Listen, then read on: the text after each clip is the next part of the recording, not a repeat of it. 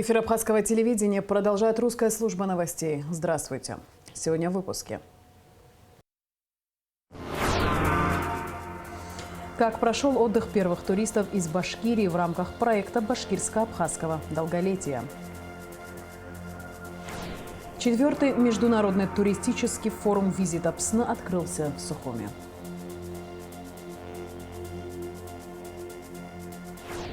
Ожидания специалистов от цитрусового сезона. В Абхазии начался сбор урожая ранних сортов мандаринов.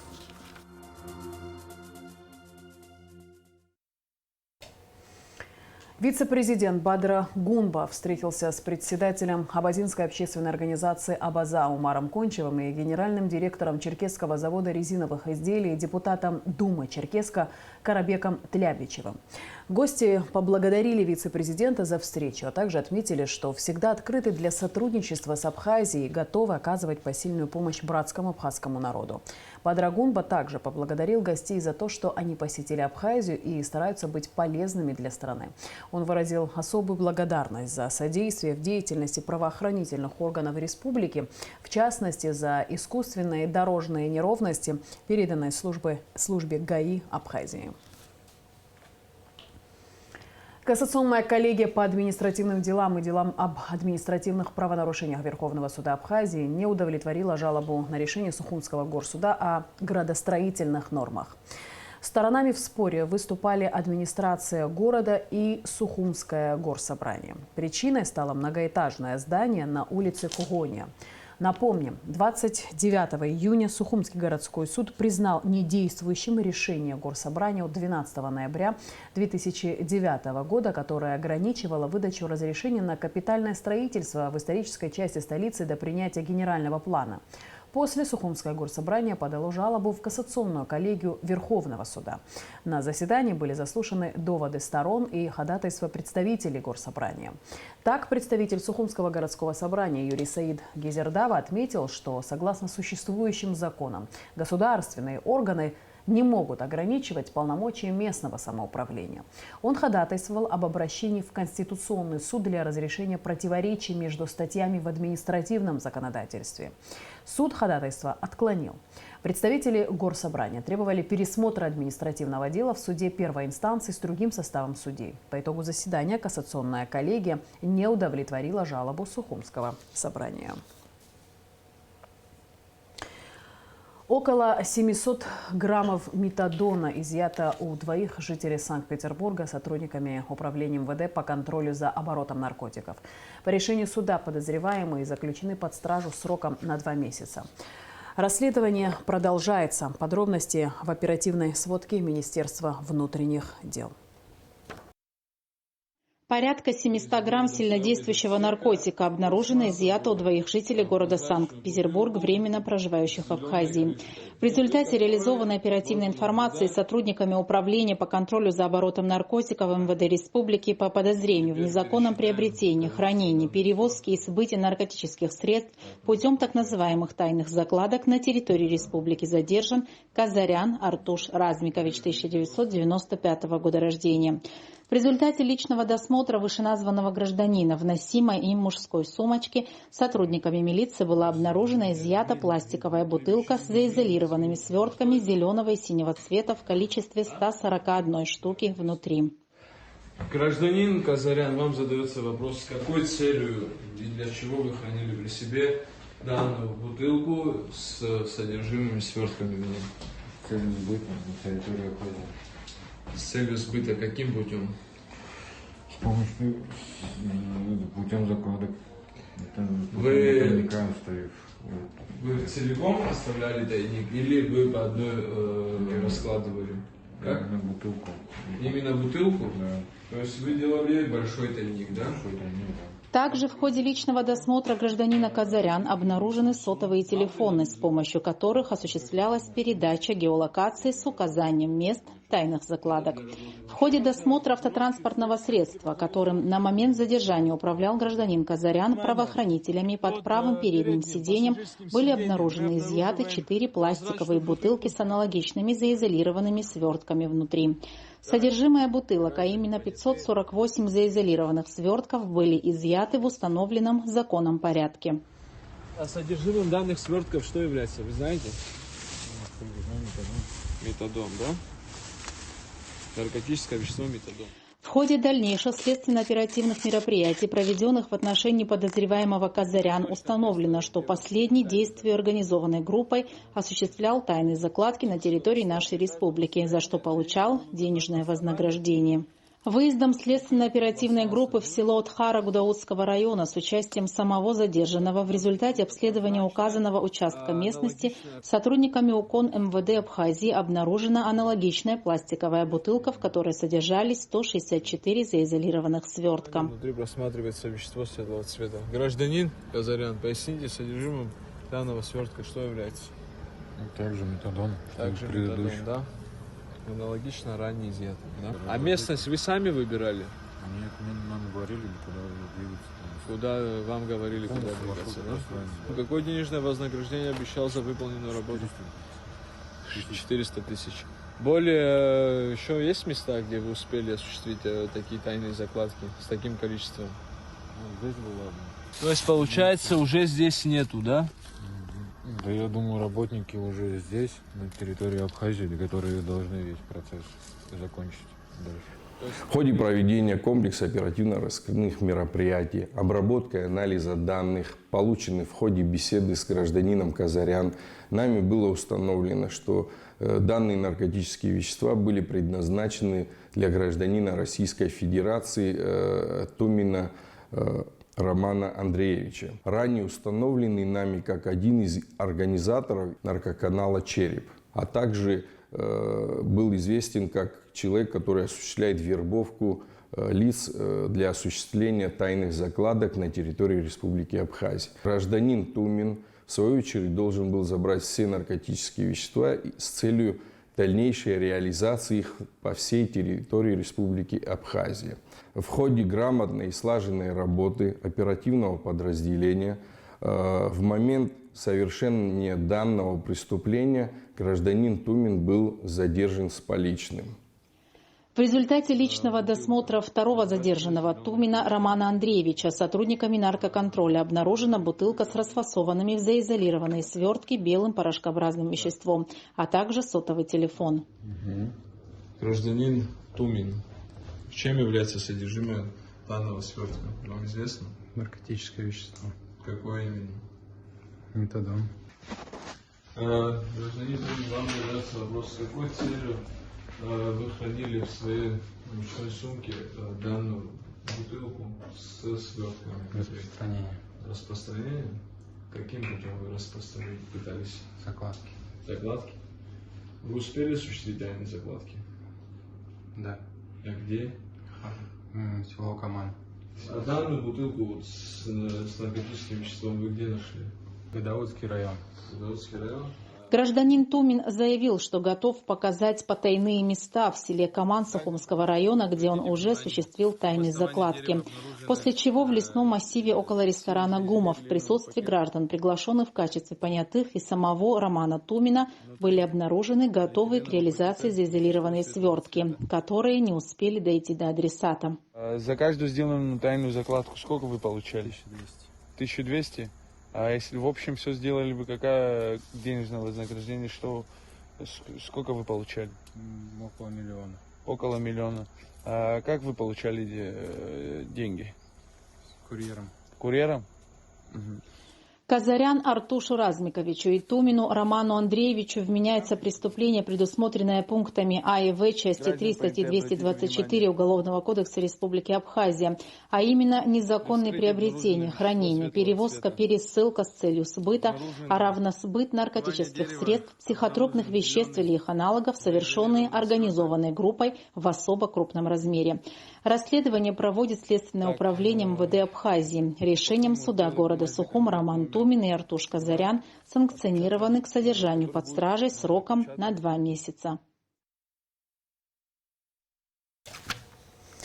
Серебряный возраст, окрашенный золотыми красками осенней Абхазии. В рамках проекта «Башкирско-Абхазское долголетие» в нашу страну впервые прибыли на отдых гости из Башкортостана. Программа направлена на улучшение психоэмоционального состояния людей старшего поколения и укрепление связи между республиками.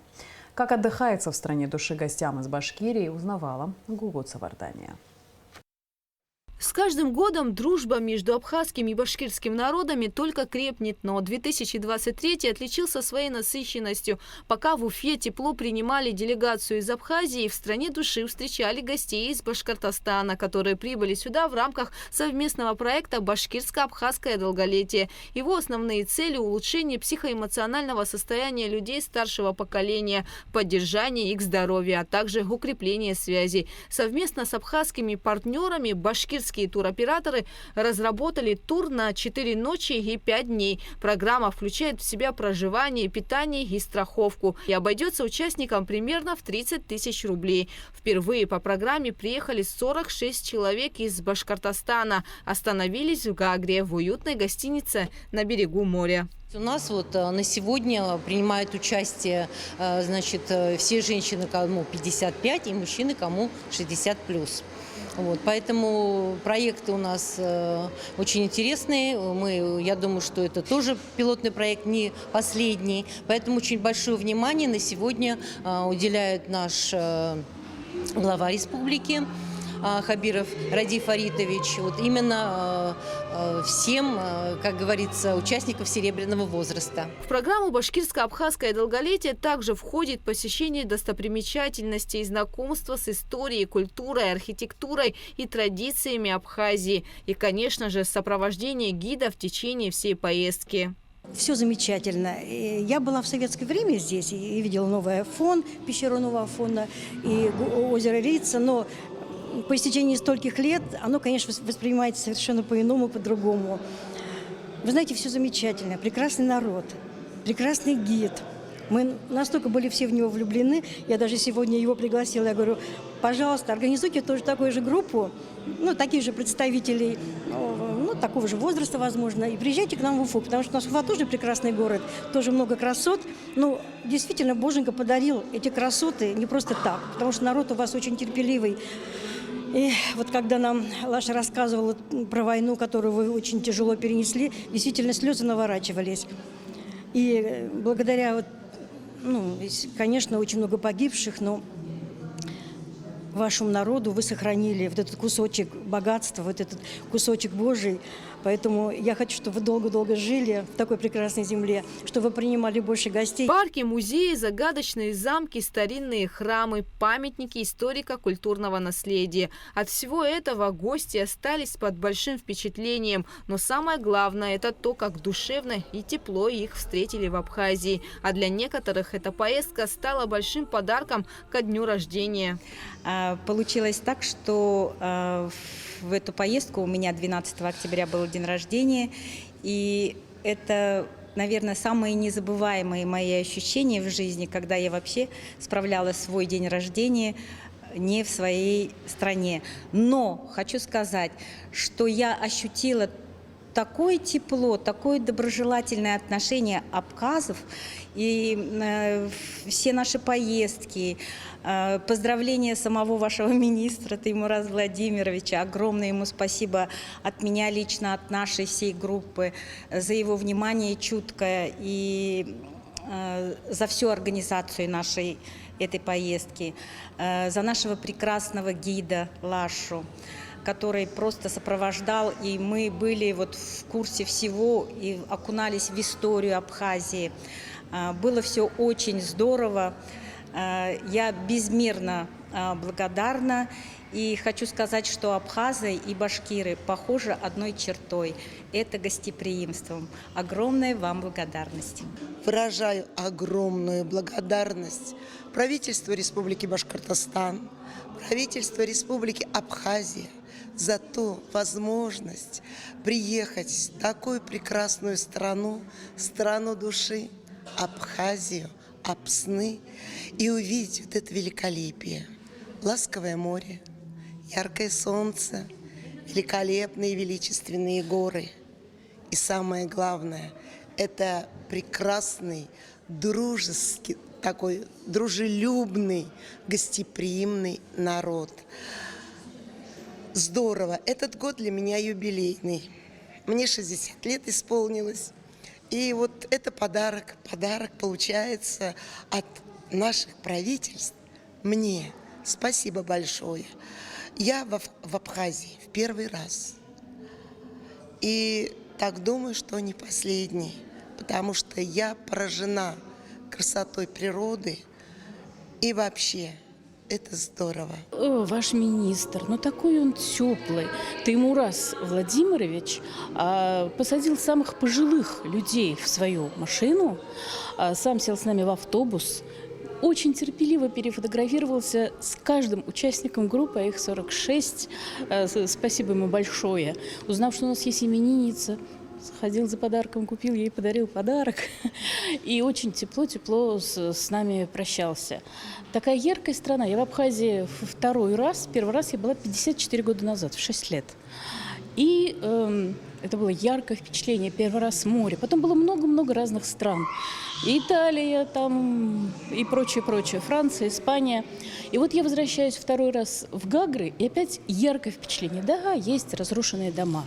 Но очень доброжелательные люди, красивые люди, очень они открытые, и почувствовала здесь тепло. Спасибо вам большое. Вот так тепло прошла первая поездка в рамках проекта «Башкирско-Абхазское долголетие». Гости уехали, но обещали вернуться. Ведь тому, кто побывал в стране души однажды, хочется возвращаться сюда снова и снова.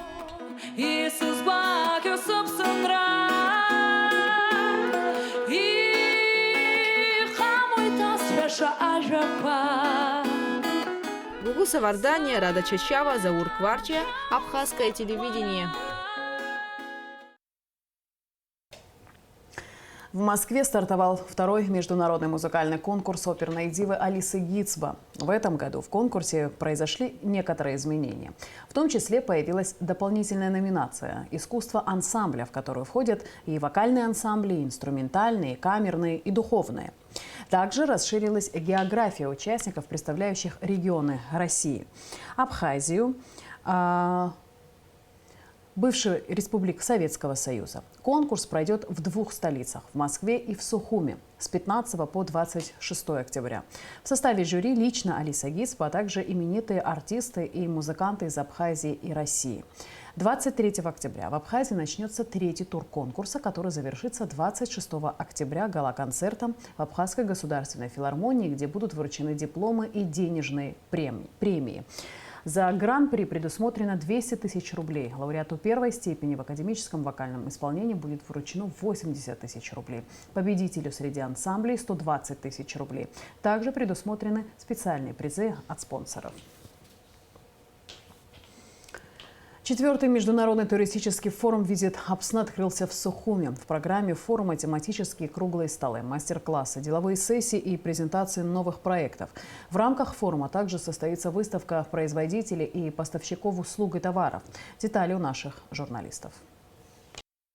4-й международный туристический форум «Визит Апсны» традиционно проходит в столице Республики Абхазия. Но в этот раз было решено сделать мероприятие более масштабным. Отметила, открывая форум, президент Абхазского союза туризма, организатор «Визит Апсны» Анна Калягина. В рамках форума уже состоялся рекламный пресс-тур по Абхазии, а также прошел гастрономический фестиваль «Вкус Абхазии». Все наши усилия нацелены на то, чтобы развивать круглогодичный туристический сезон. Мы хотим, чтобы гости получали хороший сервис, качество обслуживания. И действительно, за много лет последних мы развили очень много различных развлечений, отелей, повысили уровень отелей. Мне кажется, нам есть к чему стремиться. И спасибо большое нашим коллегам из Российской Федерации, которые приезжают, и мы обмениваемся опытом. Форум посвящен новым тенденциям в индустрии туризма и гостеприимства. Мероприятие направлено на поиск возможностей для сотрудничества и обмена опытом между отелями, гостиницами и туристическими компаниями в продвижении отдыха в межсезонье. Основная цель форума – содействовать развитию круглогодичного сезона. Это не только способ отдохнуть от повседневной рутины, это возможность открыть для себя и погрузиться в другие культуры, открыть новые интересные места, ну и, конечно же, получить очень позитивное, хорошее настроение. Абхазия ориентирована на въездной туризм. К нам постоянно приезжают гости. Мы должны их достойно принять. Самая главная актуальная часть – это гостеприимство. Кстати, на данной площадке как раз такой спорик. Спорик это означает ресторан, отель, кафе. То есть, где гости прибываем, отдыхаем. Всем хорошей работы, плодотворной. На форуме будут представлены новые проекты и технологии по улучшению качества обслуживания гостей и повышению доходности бизнеса. В деловой части форума, которая проходит с 16 по 18 октября, примут участие эксперты из России и Абхазии. Специалисты обсудят гастрономический и агротуризм, санаторно-курортную сферу, активные приключенческие виды туризма и многое другое. Такие мероприятия очень важны, потому что туристический бизнес в Абхазии сейчас очень хорошо, неплохо развивается, хотя есть возможности и развивать много различных направлений. Например, вот зимний курорт у нас не очень развит, вообще не развит, можно сказать, а возможности прекрасные, не хуже, чем Красная Поляна. Здесь было время, многие бизнесмены интересовались, кстати говоря, этим бизнесом, как-то дело не пошло дальше этого, но будем надеяться, что и это направление будет развиваться. Абхазия все больше и больше становится центральным местом, куда едут туристы из России. И это обусловлено не только нынешней международной обстановкой, это обусловлено тем, что в Абхазии огромное количество достопримечательностей. Помимо великолепного моря, великолепных пляжей, это великолепные горы, озера, что позволяет российским туристам заниматься разными вещами, например, рафтингом, джипингом, параглайдингом и разными прочими иностранными изобретениями. Самый главный вывод – отдыхать надо там, где тебя любят. Абхазия – наш союзник, наш стратегический партнер, и это обуславливает огромный интерес со стороны российских туристов. На открытии форума с приветственным словом выступил и заместитель главы администрации города Сухум Леон Гварча, который отметил, что администрация столицы и впредь будет поддерживать такие мероприятия. Также было зачитано приветственное письмо председателя экспертного совета Ассоциации ательеров АМОС, вице-президента Общенационального союза индустрии и гостеприимства Дмитрия Богданова. После официального открытия форума прошло пленарное заседание на тему «Как раскрутить туризм на круглый год». Абхазия – это страна, которая очень гостеприимна, которая безопасна, которая у нас одна валюта, один язык, страна, которая недалеко. И опять же, с учетом сегодняшних реалий, где закрываются многие страны, направления, то Абхазия, она рядом, она открыта, она недорогая, но все понимаем, сезон непродолжительный, так же, как и в Крыму, у нас не круглогодичное лето, значит, надо продлевать за счет других каких-то факторов. В Крыму, например, это межсезонье является оздоровительным. То есть люди летом отдыхают, в межсезонье оздоравливаются. В рамках форума 17 октября пройдет выставка производителей и поставщиков услуг и товаров. 4-й международный туристический форум «Визит Апсны» продлится до 18 октября. Лаура Капш, Инал Гвинджа, Абхазское телевидение. Госкомитет по делам молодежи и спорту объявляет о старте приема заявок на участие во Всемирном фестивале молодежи, который пройдет с 1 по 7 марта следующего года на федеральной территории Сириус. Чтобы принять участие в конкурсном отборе, необходимо до 30 ноября включительно отправить свое резюме на электронный адрес ведомства. Подать заявку на участие в фестивале могут молодые люди в возрасте от 14 до 35 лет.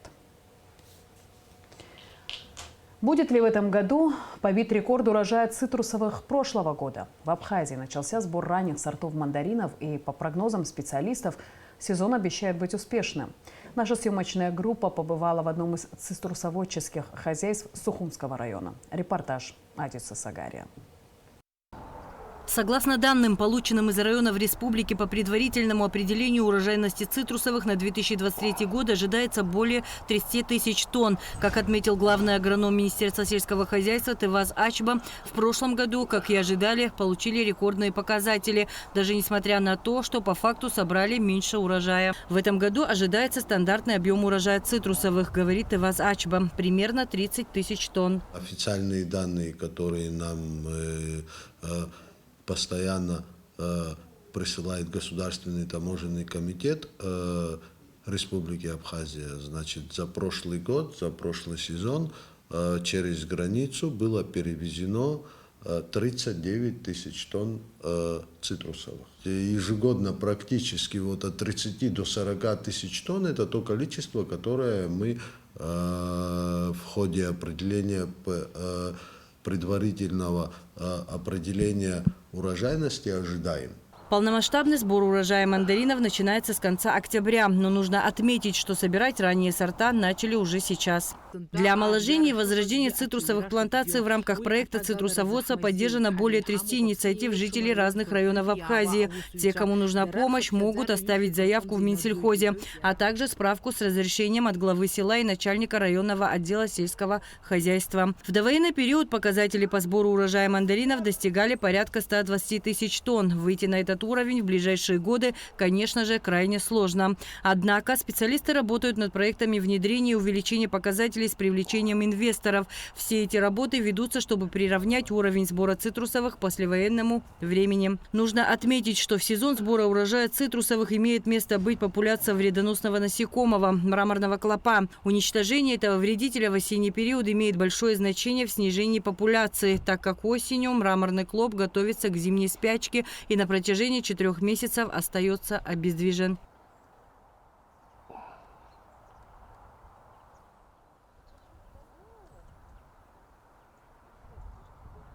Убежище для зимовки с похолоданием, которое прогнозируется и будет зимой, оно связано с теплым и сухим помещением, поэтому клопы подбираются ближе к жилищу человека.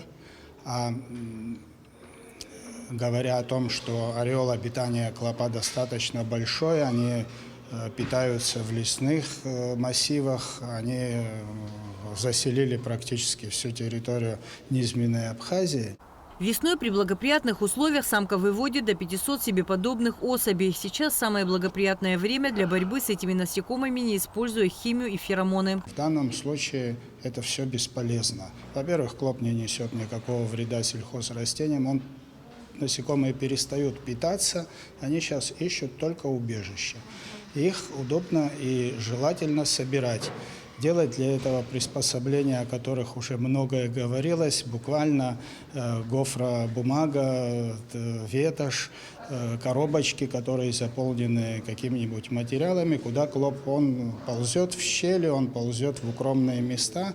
И если устанавливать такие ловушки где-нибудь там на чердаке или на подступах к жилищу, то можно собирать определенное количество насекомых. У производителей цитрусовых есть уже достаточно большой опыт борьбы с вредоносностью мраморного клопа. У цитрусоводов есть схема обработки растений, чтобы добиться положительного результата. В зависимости от того или иного участка насаждения в течение года до 3-4 раз подвергаются обработке химическими препаратами.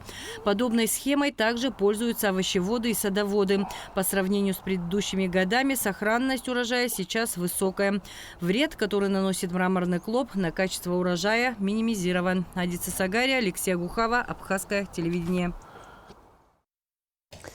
Абхазские спортсмены завоевали 5 медалей в первенстве и чемпионате Волгоградской области по каратэ Кёкусинкай. В турнире приняли участие 180 спортсменов в составе 8 команд из Волгоградской области, Астрахани и города Чемчира. Нашу страну представляли 9 спортсменов, которые заняли 3 первых, 1 второе и 1 третье место, сообщил президент Федерации каратэ Кёкусинкай, заслуженный тренер Абхазии Виталий Читанава. Первые места заняли Сандро Джигамазия, Бадри Мурадян и Сандро Джигани. Второе место занял Саид Гарзоли, третье – Ратмира Бухва. Тренирует спортсменов мастер спорта Абхазии Зураб Мурадян. И в завершении выпуска о погоде. По сообщению Гидромедцентра, во вторник, 17 октября, на территории Абхазии ожидается облачная с прояснениями погода. Ночью и утром дождь, гроза, местами возможен град. Днем преимущественно без осадков. Температура воздуха ночью плюс 8, 13, днем 12, 17. Температура морской воды плюс 21.